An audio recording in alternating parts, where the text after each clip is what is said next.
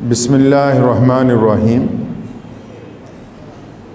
شروع اللہ کے نام سے جو بڑا مہربان اور نہایت ہی رحم کرنے والا ہے۔ تو نشان بے نشاں ہے، تو جہان سروری ہے۔ اللہ تعالیٰ کی حضور کہ تو نشان بے نشاں ہے، تو جہان سروری ہے، تجھے دیکھنا عبادت تیری یاد بندگی ہے۔ تو نشان بے نشاں ہے، تو جہان سروری ہے، تجھے دیکھنا عبادت تیری یاد بندگی ہے۔ مانا کہ پر خطا ہوں پر ہوں تو بندہ تیرا، مانا کہ پر خطا ہوں پر ہوں تو بندہ تیرا، گر چاہے تو نبھا دے تیری بندہ پروری ہے۔ پیارے نبی حضرت محمد رسول اللہ صلی اللہ تعالیٰ علیہ وسلم نے ارشاد فرمایا کہ اللہ کریم کی جو ذات ہے وہ اپنے ایک بندے کے ساتھ 70 ماؤں سے زیادہ محبت کرنے والی ذات ہے۔ یعنی ایک ماں جو ہے وہ اپنے بچے سے کس حد تک محبت کرتی ہے کہ وہ اپنی جان بھی بعض اوقات اپنے بچے کے لیے قربان کر دیتی ہے۔ بہت ساری خطائیں، غلطیاں، بہت ساری باتیں ایسی ہوتی ہیں کہ جب بندہ سب لوگوں سے شرمندہ ہو جاتا ہے اور اکثر لوگ اس کی حوصلہ شکنی کرتے ہیں، تو ایسے سنگین حالات میں بھی ماں جو ہے وہ اپنے بچے کو دلاسا دیتی ہے۔ پوری دنیا اس کی مخالف ہو جاتی ہے لیکن ماں اپنے بچے کا ساتھ دیتی ہے۔ پوری دنیا خرابیاں نکالتی ہے اگر کسی فرد کے اندر، لیکن ماں جو ہے وہ پھر بھی اپنے بچے کی خوبیاں بیان کرتی ہے۔ تو حضور نبی علیہ الصلوۃ والسلام نے اللہ تعالیٰ کی محبت کو دکھانے کے لیے بندوں کو ماں کی دلیل دی کہ دیکھو جس طرح ماں اپنے بچے کو چاہتی ہے تو اسی طرح اللہ کریم جو ہے 70 ماؤں سے زیادہ اپنے ایک بندے کے ساتھ پیار فرماتے ہیں۔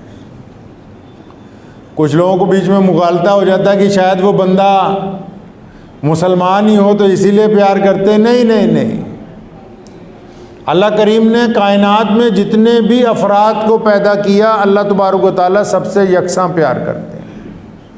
قرآن پاک میں اللہ تبارک و تعالیٰ کی صفات بیان کرتے ہوئے جب کہا گیا الحمدللہ رب العالمین، تو کہا کہ تمام تعریفیں اس کے لیے ہیں، اس کے لیے نہیں جو رب ہے، اس کے لیے نہیں جو طاقتور ہے۔ پہلے کہا گیا کہ تمام تعریفیں اس ذات کے لیے ہیں جو سارے جگ کا پالن ہار ہے۔ لفظ پالن ہار کو استعمال کیا گیا تاکہ یہ بتایا جا سکے پوری دنیا کے لوگوں کو کہ اللہ کریم کی جب رحمتوں کا نزول ہوتا ہے تو سب پر یکساں طور پر ہوتا ہے۔ اب کتنے لوگ ان کو وصول پاتے ہیں کتنے نہیں، یہ ان کے اعمال کے لحاظ سے۔ کتنے لوگ جھولی پھیلا کے اللہ تبارک و تعالیٰ کی رحمت کو سمیٹ لیں، کتنوں کو توفیق نہ ہو کہ وہ اللہ تعالیٰ کی حضور سربسجود ہوں۔ کتنے ایسے ہیں جو اپنے اعمال کی خوبی کی وجہ سے اللہ کا قرب حاصل کر لیتے ہیں، اور کتنے ایسے ہیں جو دروازے تک آئی ہوئی نعمتوں کو ٹھکرا دیتے ہیں۔ ہمارے ہاں ایک رواج چلا ہے کہ لوگ ایک دوسرے کو ڈراتے بہت ہیں۔ میں نے یہ رواج مسجدوں میں بھی دیکھا، کئی جگہ جمعے کی تقریروں میں بھی سنا۔ میں دہلی گیا تو میں نے وہاں ایک امام صاحب کو تقریر کرتے ہوئے دیکھا کہ وہ ڈرا بہت رہے تھے لوگوں کو۔ اسلام نے اس وتیرے کا بھی انکار کیا ہے۔ پیارے نبی حضرت محمد الرسول اللہ صلی اللہ علیہ وسلم نے جو ہمیں تعلیم دی ہے وہ لوگوں کو ڈرانے کی نہیں دی، لوگوں کی حوصلہ شکنی کرنے کی تعلیم نہیں دی ہے۔ اگر کوئی بندہ 5 وقت نماز پڑھتا ہے اور وہ اپنے پڑوسی کو خوفزدہ کرنا چاہتا ہے، یا اگر اس کا کوئی بھائی بیمار ہے اس کو اس بیماری کی وجہ سے اور خوفزدہ کر رہا ہے، یا کوئی اس کا عزیز و اقارب کاروبار میں نقصان کی وجہ سے پریشان ہے اور اس کو اور مزید ڈرا رہا ہے، تو شریعت نے اسے حرام قرار دیا۔ اسلام نے کہا کہ ہم نے مسلمانوں کو جو دین دیا ہے یہ لوگوں کو حوصلہ دینے کے لیے دیا ہے۔ سیدنا بلال رضی اللہ تعالیٰ عنہ چکی پیس رہے ہیں، بخار چڑھا ہوا ہے، بیمار ہیں تو اور تنگ دست ہیں، غلام ہیں، محمد رسول اللہ وہاں سے گزرے، یہ بھی نہیں پتا کہ ان کا نام بلال ہے، یہ بھی نہیں پتا کہ یہ کس کے غلام ہے، بس اتنا پتا ہے کہ یہ غلام ہونے کی وجہ سے اس پہ تشدد ہو رہا ہے، اور لوگ گزرتے تو کہتے تھے تیرے ساتھ برا ہو رہا ہے۔ محمد رسول اللہ گزرے تو رک کے نہ صرف یہ کہا کہ تمہارے ساتھ زیادتی ہو رہی، بلکہ یوں فرمایا کہ میں تمہارا ساتھ دوں گا، تم آرام کرو، تمہاری جگہ ہم چکی چلا دیں گے۔ قبیلہ بنو سلیم کے ایک آدمی کا جب حق مار لیا ابو جہل نے، عتبہ نے، امیہ نے، ولید نے اس بندے کو ڈرایا کہ ابو جہل سے تمہارے پیسے کوئی نہیں دلوا سکتا ہے، کہ ابو جہل مکے کا گورنر ہے، بہت بڑا گنڈا ہے، اور اس سے تمہارے پیسے کوئی نہیں دلوا سکتا۔ اس نے اپنے اونٹ ابو جہل کو بیچے تھے، اور جس نے بیچے وہ مسلمان نہیں ہے، اس کا دین سے کوئی تعلق نہیں ہے، لیکن وہ پردیسی ہے، گھبرا گیا ہے۔ محمد رسول اللہ صلی اللہ علیہ وسلم سے جب اس کا سامنا ہوا، میرے آقا نے پہلا لفظ اس کو یہ کہا کہ تم مجھے پردیسی لگتے ہو، پریشان لگتے ہو، چلو ہم پہلے تمہیں کھانا وانا کھلائیں گے۔ اس نے کہا نہیں، میرے تو پیسے مار لیے۔ ابو جہل نے فرمایا گھبراتے کیوں، ہم دلوائیں گے تمہارے پیسے۔ شریعت نے یہ تعلیم دی ہے مسلمانوں کو کہ ہم لوگوں کی حوصلہ شکنی کرنے کے لیے نہیں آئے ہیں، لوگ ڈرا رہے ہیں دوسروں کو۔ میں ایک جگہ گیا، یہاں خطولی میں ایک صاحب، ہمارے حکیم صاحب تھے، ان کا انتقال ہو گیا، تو تعزیت کے لیے ان کی مسجد میں نماز پڑھی، تو 5-7 احادیث اور اس کے علاوہ انہوں نے اپنے پاس سے 3-4 نصیحتوں کی باتیں کہ نماز نہیں پڑھیں گے تو یہ ہو جائے گا تمہارا، وہ ہو جائے گا، اتنی خوف زدہ باتیں اور لکھ رکھی نوٹس بورڈ کے اوپر۔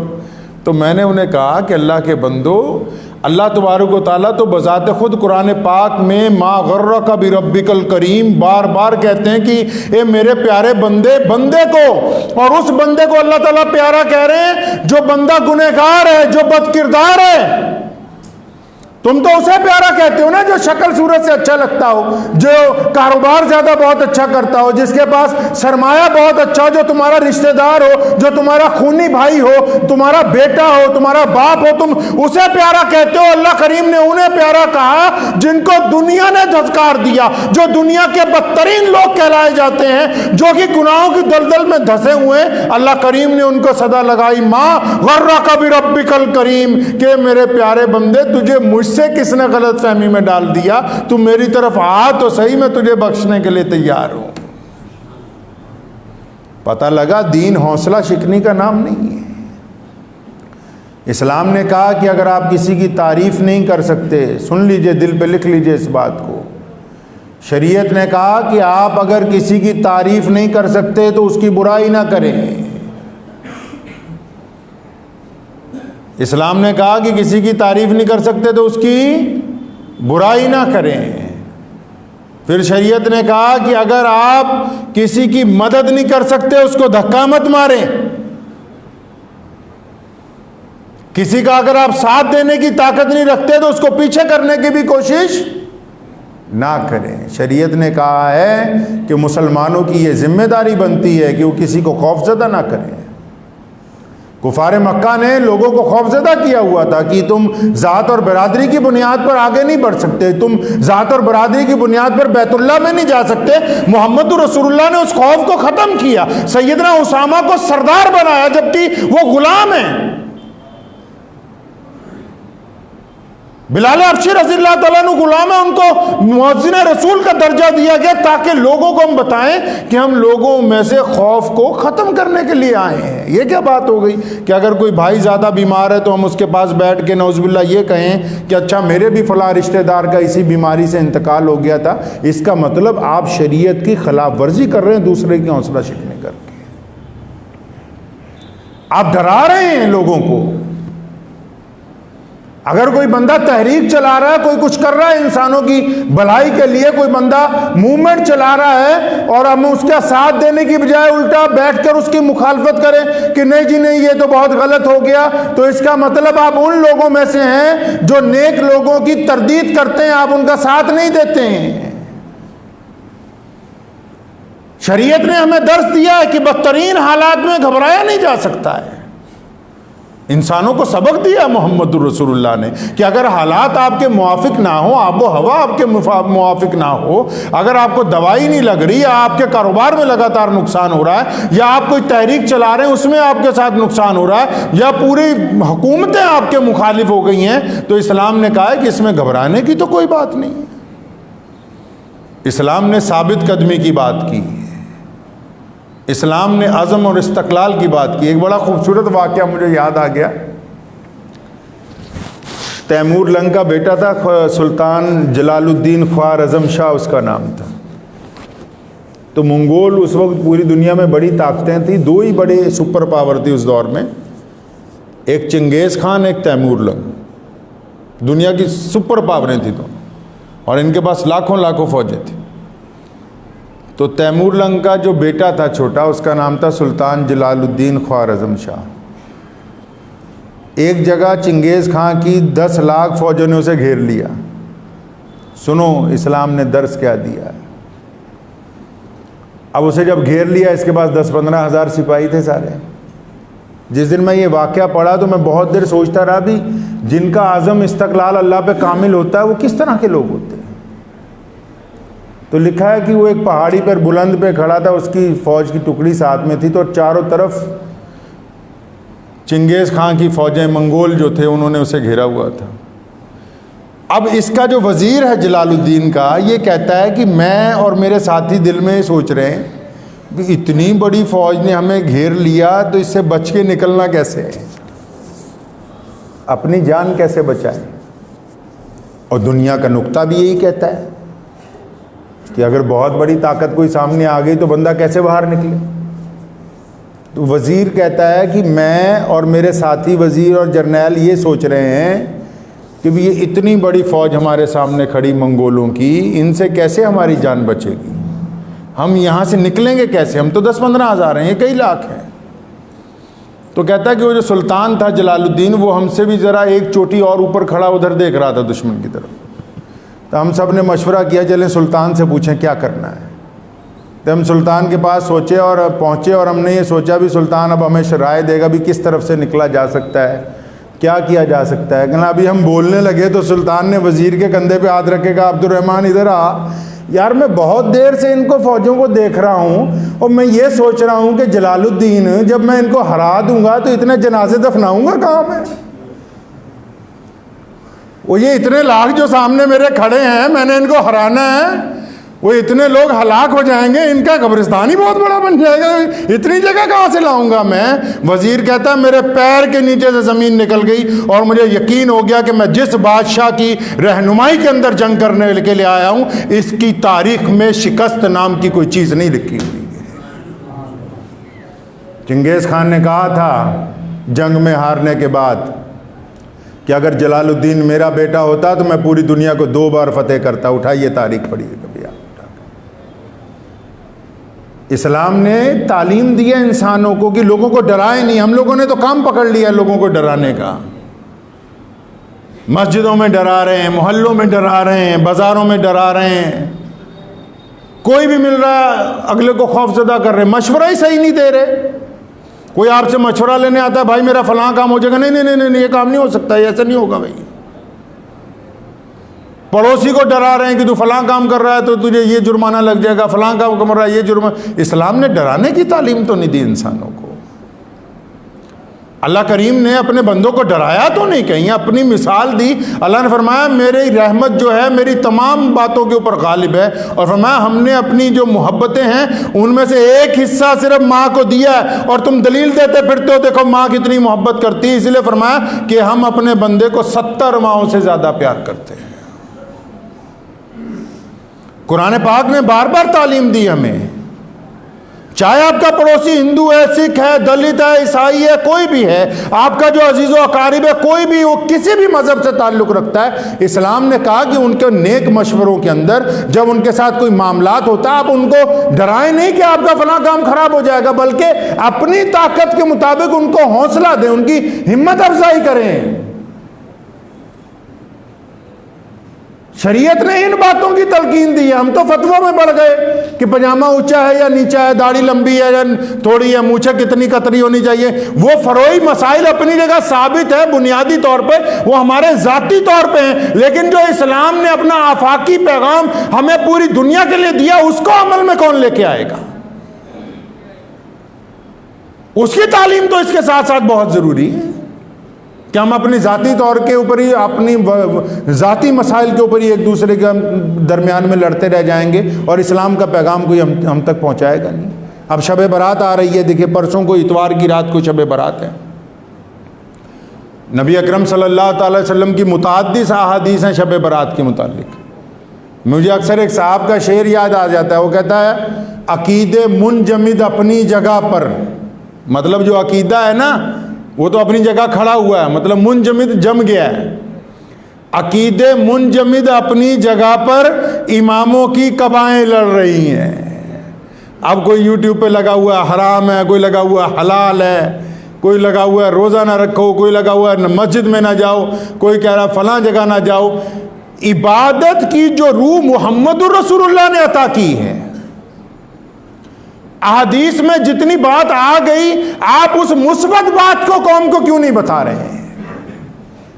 کیا اختلاف سے بچ کے کوئی راستہ اسلام نے اللہ اور اس کے رسول تک جانے کا نہیں دیا ہے؟ ایک مسجد ہے پوری دنیا کی سب سے بڑی مسجد جس کو بیت اللہ کہتے ہیں، اس میں شیعہ جاتے، سنی جاتے، بریلوی، انصاری، قریشی، پٹھان، اہل حدیث، اور وہ تمام کے تمام اپنے اپنے طریقہ کار کے مطابق نماز ادا کرتے ہیں۔ ان کی ہو رہی ہے اور آپ کی ہو نہیں رہی ہے ایک مسجد میں۔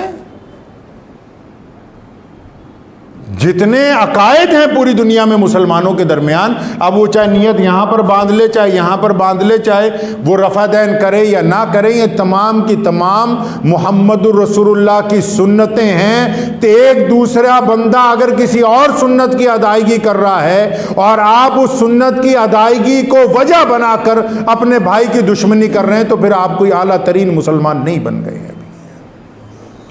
دل میں اتنی جگہ ہونی چاہیے کہ اپنے دوسرے مسلمان بھائی کو آپ مسجد کے اندر اس کے امام کے مطابق نماز پڑھنے کی اجازت دیں۔ ٹھیک ہے، آپ کو آپ کے عقیدے سے کوئی نہیں ہلا رہا، آپ جس امام کی اقتداء کر رہے ہیں کرتے رہیے، لیکن اگر کوئی دوسرا آدمی اپنے امام کی اقتداء کے مطابق، اپنے مسائل کے مطابق نماز پڑھ رہا ہے، تو آپ میں اتنی بھی اب اخلاقیات نہیں باقی بچی کہ آپ لکھ کے لگائیں گے کہ فلاں آدمی اندر داخل ہوگا کہ فلاں آدمی نہیں داخل ہوگا۔ شب برات کی رات ہے یار، اتنی بات تو حدیث پڑھ کے دل سے پوچھ لیا کرو نا، کیا جائز ہے کیا ناجائز ہے۔ دل اگر یہ کہتا ہے کہ شب برات کو پٹاخے بجانے چاہیے، پوچھو نا اس دل سے۔ اگر یہ کہتا ہے نہیں یہ ہمارا رواج نہیں ہے تو مت بجاؤ۔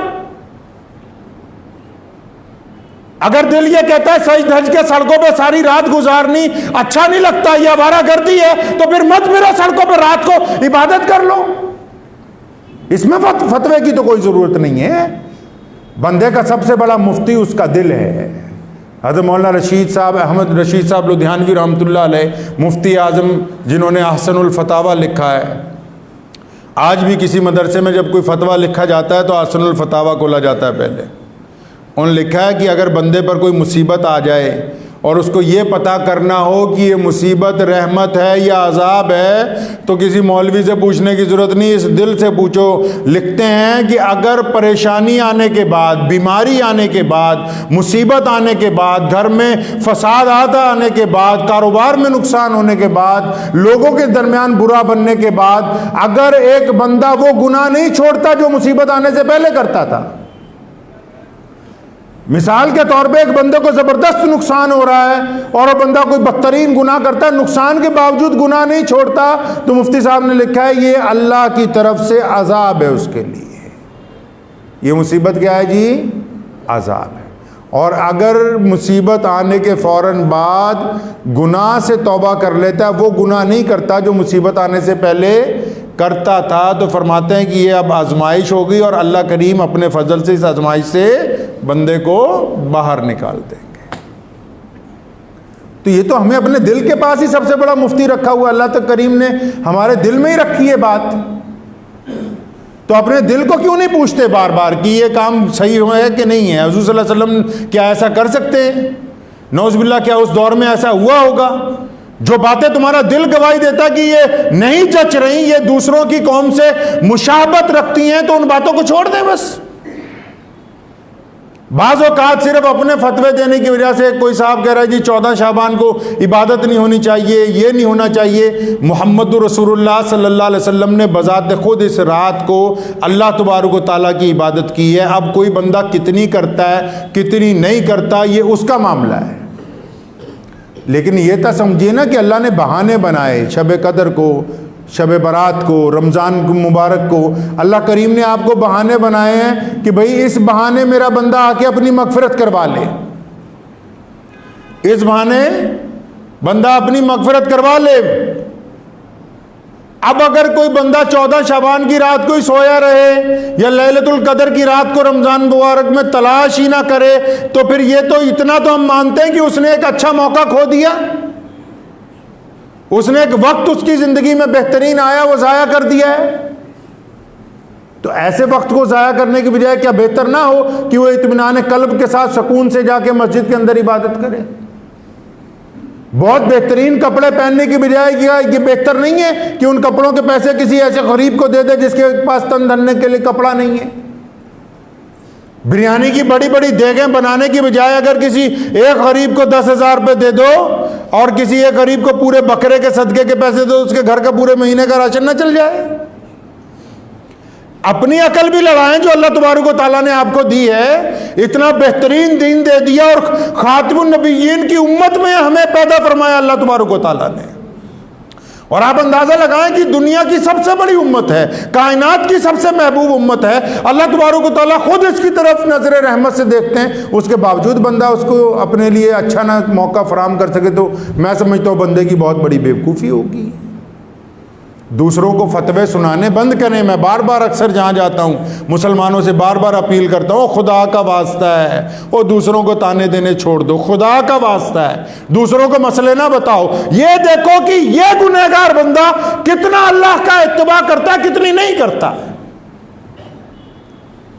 تم دوسرے کو پہلے سیدھے راستے پہ لانے کی بجائے کبھی اپنے گریبان میں جھانک کے دیکھو، میرے پاس ماں باپ کی اطاعت ہے یا نہیں ہے، میری بیوی مجھ سے راضی ہے یا نہیں ہے، میں اپنی اولاد کے لیے رحم کرنے والا ہوں یا نہیں ہوں، میرا دوست میرے ساتھ مخلص ہے یا نہیں ہے، میں اپنے دوستوں کا وفادار ہوں یا نہیں ہوں، میرے اپنی پڑوسی کے ساتھ دوستی ہے یا نہیں ہے، میں اپنے سکے بھائیوں کے ساتھ دل میں محبت رکھتا ہوں یا نہیں رکھتا ہوں۔ پہلے اپنا معاملہ تو طے ہو جائے کہ ہم کیسے ہیں۔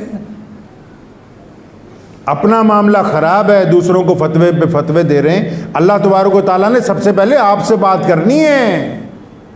قبر کے فرشتے نے یہ نہیں پوچھنا کہ تو اپنے پڑوسی کو فجر میں لے جاتا یا نہیں لے جاتا تھا، اس نے یہ پوچھنا تو نماز پڑھتا تھا کہ نہیں پڑھتا تھا، یہ بتا۔ پہلا سوال آپ سے ہوگا۔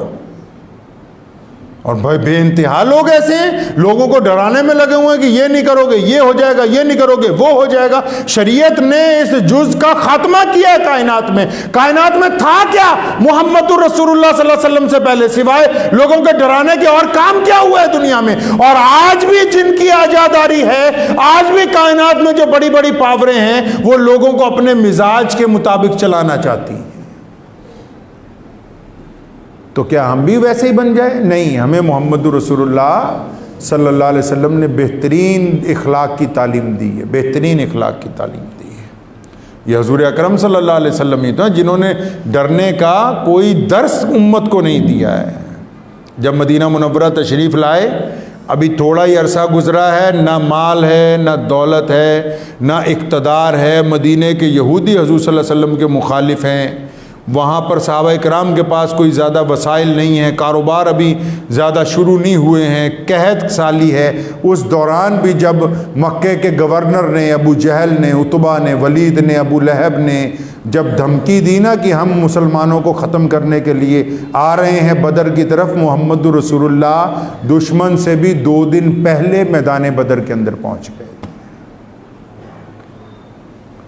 پوری کائنات کو درس دیا ہے کہ انسان انسانوں کو ڈرائے نہیں، انسان انسانوں کو خوف زدہ نہ کریں۔ جو لوگ اپنے رشتہ داروں کو ڈراتے ہیں، بھائی بہنوں کو ڈراتے ہیں، پڑوسیوں کو ڈراتے ہیں، یاد رکھیں جو عبادت گزار بندہ اپنے عزیز و اقارب کو، چاہے وہ مسلمان ہیں چاہے وہ غیر مسلم ہیں پڑوسی، اگر جان بوجھ کے ان کو ڈراتا ہے، ان کو خوف زدہ کرتا ہے، تو ایسے بندے کی عبادت قبول نہیں ہو سکتی۔ شب برات کی رات آ رہی ہے، توبہ کرنے کا بڑا پرحسین پرخلوص موقع ہے۔ ایسے مواقع کم آتے ہیں کہ اللہ تبارک و تعالیٰ بذات خود جس دن آواز دے کے ہماری طرف ہاتھ بڑھا رہے ہوں کہ آ جاؤ۔ اکثر ہم لوگ، میں جلسوں میں جاتا ہوں تو مغفرت کی، اپنی اور اپنے ساتھیوں کی مغفرت کی دعائیں منگواتا ہوں۔ ایک صاحب مجھے کہنے لگے کہ یہ کیا بات ہوئی، آپ یہی کہنے لگ پاتے ہیں اللہ ہماری جتنے لوگ یہاں بیٹھے ہم سب کی مغفرت فرما۔ میں کہا مرنے کے بعد پتہ نہیں کوئی مغفرت کی دعا کرے نہ کرے، جب اللہ نے تمہیں ہمت دی ہے تم تو کر لو اپنے لیے، خود تو بذات خود اپنے لیے کچھ کیجئے نا۔ گھر والے جن کے لیے آپ ٹھگی مارتے ہیں نا، سنو اطمینان سے آخری بات، جن گھر والوں کو خوش کرنے کے لیے ہم ساری زندگی دولت کماتے ہیں اور بے انتہا ایسے کام کر جاتے ہیں جو شریعت کے خلاف ہوتے ہیں یا ہمارے ضمیر کے خلاف ہوتے ہیں، جس دن جان نکلتی ہے نا تو بچے کہتے ہیں ابا جی کا جنازہ جلدی اٹھا لو، جو رشتہ دار دور رہ گیا کوئی بات نہیں، قبر پہ فاتحہ پڑھائے گا جا کے۔ جنا لی تو پاپ کمایا کتھے نے تیرے کر دے۔ میاں بخش رحمت اللہ علیہ کہا کرتے تھے کہ جن کے لیے تو نے پاپ کمایا وہ کہاں ہیں؟ وہ تو نہیں پوچھتے، اب وہ تو تمہارے اترے ہوئے کپڑوں کو بھی اپنے گھر میں رکھنے کے لیے تیار نہیں کہ یہ بھی دے دو کسی کو۔ تو خود اپنے لیے بھی اللہ کو راضی کر لیں، کریں گے جی انشاءاللہ تعالی۔ اور اللہ کو راضی کرنے کے پہلے اطمینان سے اس دل کو دھو لیں۔ اگر اس دل میں کسی کی برائی ہے، اگر اس دل کے اندر دوسرے کے لیے کینہ ہے، بغض ہے، عداوتیں ہیں، اور ایسے پلان بنا رکھے ہیں کہ فلاں کی بیٹی سے زنا کروں گا، فلاں کی لڑکی کو پھنسا لوں گا، فلاں کے ساتھ ٹھگی مار کے اتنے پیسے کما لوں گا، فلاں کو بے عزت کر سکتا ہوں میں، فلاں کا میں نقصان کر دوں گا، یہ تمام کوڑا کرکٹ لے کے اگر اس کوڑے کرکٹ کے ساتھ آپ مسجد میں آ کے سجدہ کریں گے تو وہ سجدہ آپ کے منہ پہ مار دیا جائے گا، قبول نہیں ہوگا۔ غلط فہمی میں نہ رہیں، غلط فہمی میں نہ رہیں۔ جس طرح وضو کرتے ہیں اس طرح اندر کا وضو کرنا بھی ضروری ہے، اور اندر کا وضو توبہ سے ہوگا، استغفار سے ہوگا، اور دل کو پاک کرنے سے ہوگا۔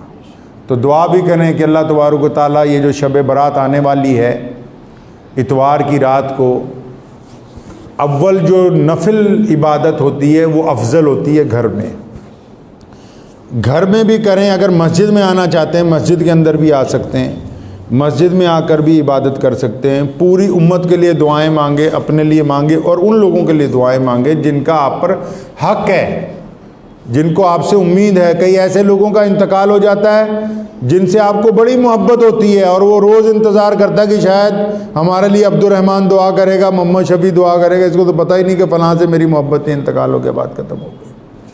ان لوگوں کے لیے دعائیں کریں جن کا آپ پر حق ہے، جو منتظر ہیں اپنی قبروں میں کہ شاید وہ فلاں میرا دوست سارا دن میرے ساتھ پھرتا تھا، فلاں میرا وہ یار، ہم نے فلاں فلاں کام اکٹھے کیے تھے۔ ماں باپ منتظر ہیں کہ ہماری اولاد جن کو ہم نے اپنا خون پلا کے بڑا کیا، پڑوسی منتظر ہیں کہ جن سے محبتیں رہیں، جو لوگ دنیا سے جا چکے ہیں یاد کر کر کے ایک ایک کا نام لے کے ان کی مغفرت کی دعائیں کریں، یہ ان کا آپ کے اوپر حق ہے۔ اور شب برات کی رات کو کوئی ایسا کام نہ کیجئے جس میں آپ کا دل آپ کو ملامت کرے، صبح کو ایسے لگے کہ یہ رات ضائع ہو گئی، چاہے وہ سڑکوں پر آوارہ گردی ہے، چاہے وہ پٹاخے چلانے ہیں، چاہے وہ سارا دن باہر بیٹھ کے رات کو ساری رات اس دن چائے پیتے رہیں، خرافات کرتے رہیں، چگلیاں کرتے رہیں۔ کوئی ایسا کام نہ کیجئے کہ صبح کو آپ کا دل کہے کہ عثمان یار رات ضائع ہو گئی، یہ ہاتھ سے نکل گئی، کوئی فائدہ نہیں اس کا ہوا۔ تو شب برات کی رات کو کوشش کریں کہ اللہ تبارک و تعالی ہم سب کو اس کے اوپر صحیح معنی میں عمل کرنے کی توفیق عطا فرمائے۔ وآخر دعوانا ان الحمد للہ رب العالمین۔